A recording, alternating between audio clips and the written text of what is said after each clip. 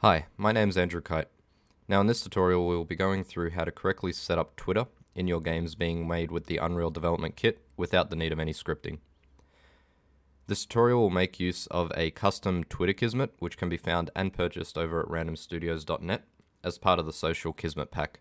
Now this includes both Facebook and Twitter Kismets for designers and artists who may not be confident enough to tackle these integrations with Unreal Script themselves.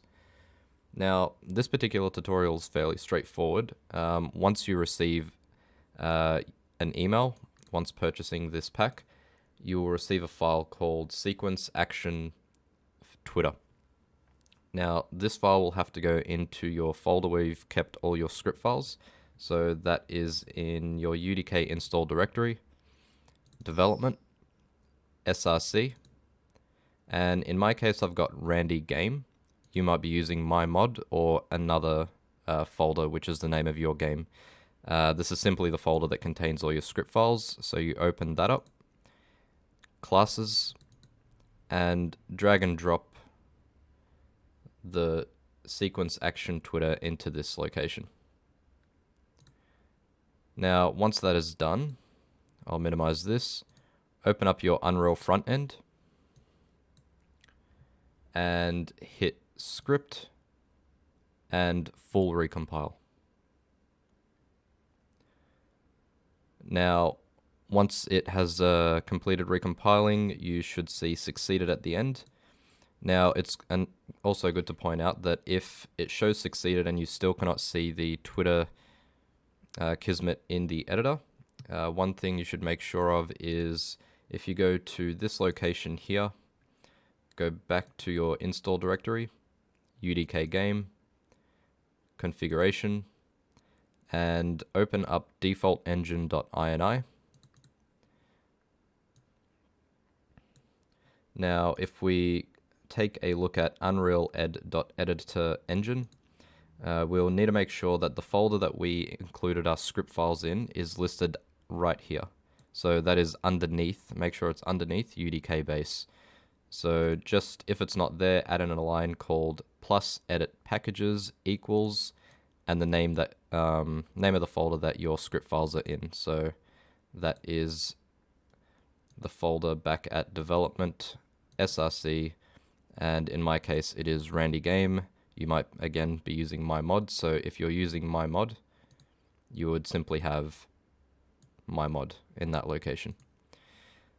So once you've done that, you can save and go back to the front end and recompile the scripts again. Now, next up, we'll be going through how to actually set up the Twitter Kismet within the Kismet editor itself.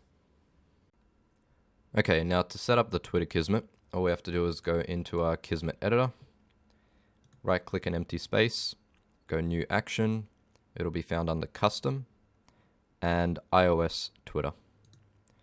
So this is what the Twitter Kismet looks like. We've got two inputs and one output. We can access more outputs by right clicking the Kismet and expose outputs.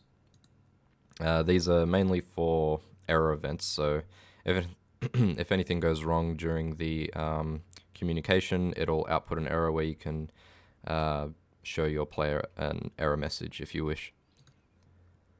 Now, a brief description of each input. The first one, tweet, simply brings up the tweet UI with a message.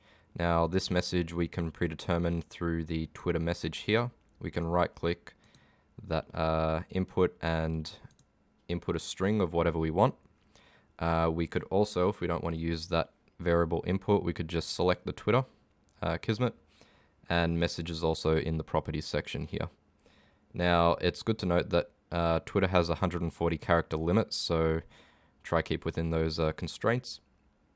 Also, when using the tweet input, a link can be used. Again, same as the Twitter message, you can input a variable through the input here, simply a string. Or if you don't wish to do that, you could again go to the properties and input a link here. Now this link, also if you hover over these, it gives you a brief description of what each does.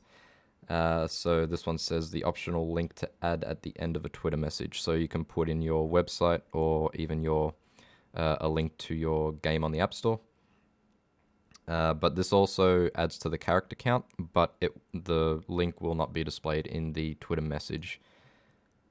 And lastly is the icon. You can choose to include your game's icon in the Twitter message as well. So that is simply just a ball. You can check on and check off.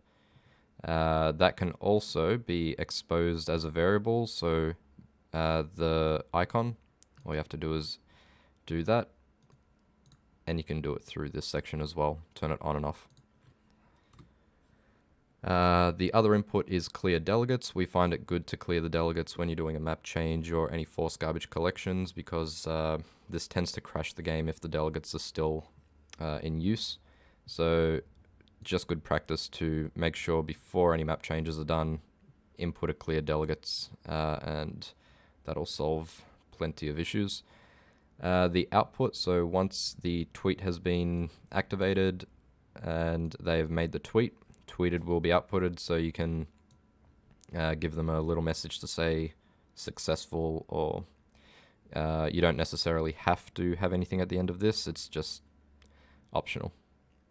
Now I'll show you how we have it set up in our game right here.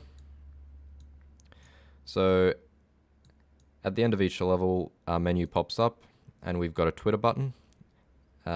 This allows the person to share their time that they've received in that level. So this section says, try and beat my time of. We input the timer, and then we also link that up to on level 1 of Randy. So that gets all put together into a wall post. The wall post gets put into the Twitter message, and we also have it linked to our the app on the App Store. So anybody that sees the Twitter message can hit that message and they'll be taken to the App Store to purchase the game if they wish to. Another thing to mention is the Twitter message is able to be edited by the player. So they are able to remove the predetermined message that you set for them, or they can add to it. Okay, so now what we'll do is we'll show you a demonstration of what it looks like in-game and how the user interface pops up. Okay, so in our game what we've got is a timer, which once you reach the end of the level, you can share your time with your friends via Facebook or Twitter. Now what we'll show you is the Twitter share button, which you can find on the bottom left here. Once I press that, the time that is displayed on the top left of the screen, 6 seconds, 50 milliseconds, that will show up. So as you can see, our predetermined message that we set up in Kismet before, try and beat my time of 6 seconds, 50 milliseconds of level 1 of Randy, is already in there. But the player is able to edit this section as well. As you can see, I can add more text in. And also you can see the character count goes down as I type in more. It's also good to note that we don't actually have the icon showing on our particular build at the moment. But when I do post to Twitter, you'll hear the Twitter tweet sound go off to let the player know that it has been successfully tweeted. And that's pretty much it. That's how you set up Twitter on your UDK game using just Kismets. Thanks for watching.